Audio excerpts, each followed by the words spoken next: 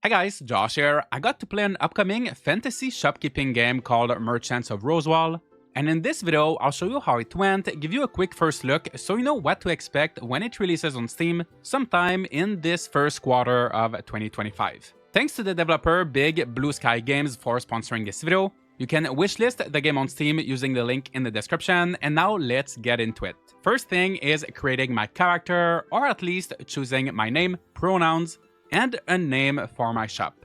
I'm not the most creative when it comes to names, so I type in Rosewall Shop. I'm a bit worried people will call it Rosewall Shop. With some games you never know if they will add the word shop or not at the end, but I think we should be okay here.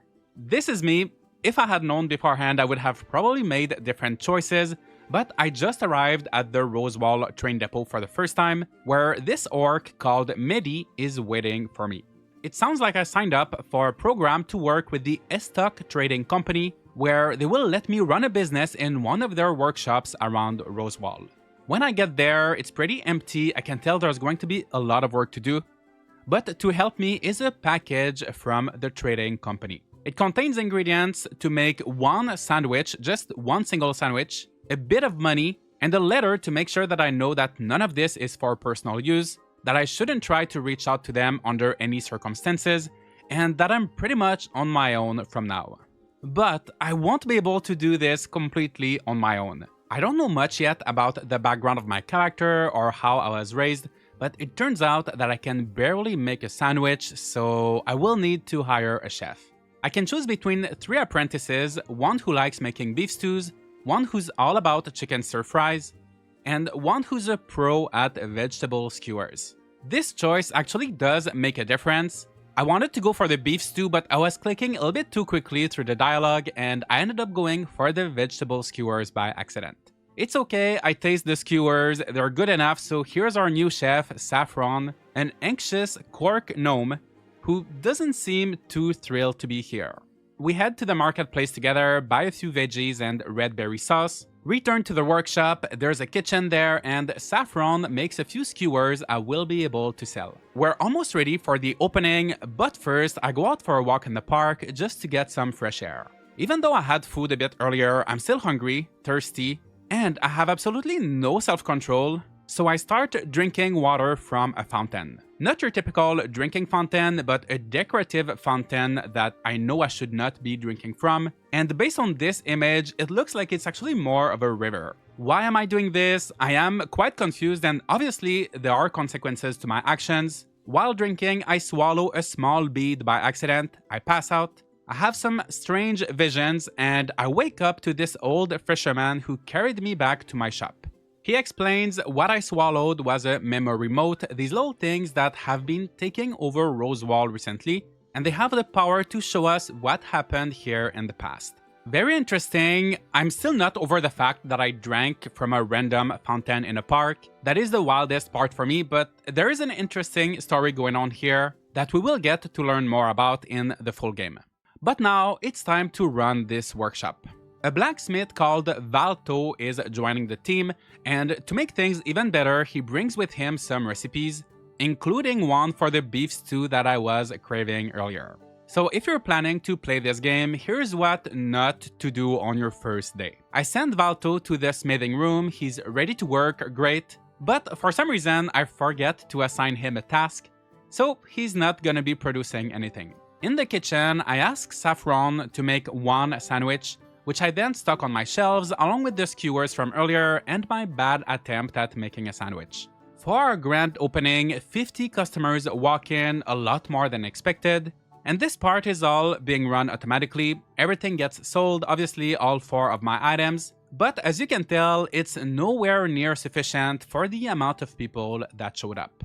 I need to do better, so the following day I go to the market and I buy a ton of different ingredients, with the plan to make one of each dish. By the way, I like that it shows you what ingredients are needed for each recipe while you're at the market, as it makes shopping very easy. I ask Saffron to start with a beef stew. I can't stop thinking about that beef stew, but then when I try to request a second dish, I realize that each worker can only craft or cook once per day. Since I'm now stuck with all of these extra ingredients, I bring the blacksmith into the kitchen. He's not gonna be the best here, but he can prepare some veggies. I place those on the shelves with the stew, I open the shop, earn a little bit more than the previous day, but still not enough to make a profit. Our blacksmith might be looking very strong and tough from the outside, but somehow he's so exhausted from making a bowl of veggies the day before that he refuses to get any work done today. I will be making sure to keep him out of the kitchen going forward. It's not easy to run this business, but Saffron and I keep doing our best for the next few days. I'm learning things the hard way. After all, the stock trading company did not give me too much guidance. And here's the embarrassing summary of my first week. 92% of customers who walked into my shop did not find anything interesting, and I only sold 24 items. Also, at the end of the week, I have to choose 3 of my goods to keep. Everything else I own will get sold at wholesale price. I do like that mechanic. It makes it so you have to be smart about what you purchase and use. I just didn't know about it, so I have to say goodbye to a few items, unfortunately. At the start of week 2, not sure what to do, I look at my quests and one of them is asking me to craft 200 items, and with my current numbers, this tells me I've clearly been doing something wrong. Another quest is just to let me know there's a time limit and limited content in the demo I'm playing, good to know. And the last one requires me to amass 20,000 quills, and quills are the currency of Rosewall. I only have slightly over 2,000 at the moment, but I think I'm starting to get a clearer idea of how I should run my business, my Grand Beef Stew Empire. I go to the market and I spend all of my money on the beef stew ingredients, as well as a few pieces of iron ores and wood to keep the blacksmith busy. I figured out that while I might not be able to cook 2 different dishes in a single day, I can actually ask Saffron to make a big batch of one thing. I don't know why it didn't click earlier, but I asked him to make 10 stews, and since he's a great cook, efficient with the ingredients, he doubles them and makes 20 stews. In the meantime, Valto will be using some of the wood to create carbon.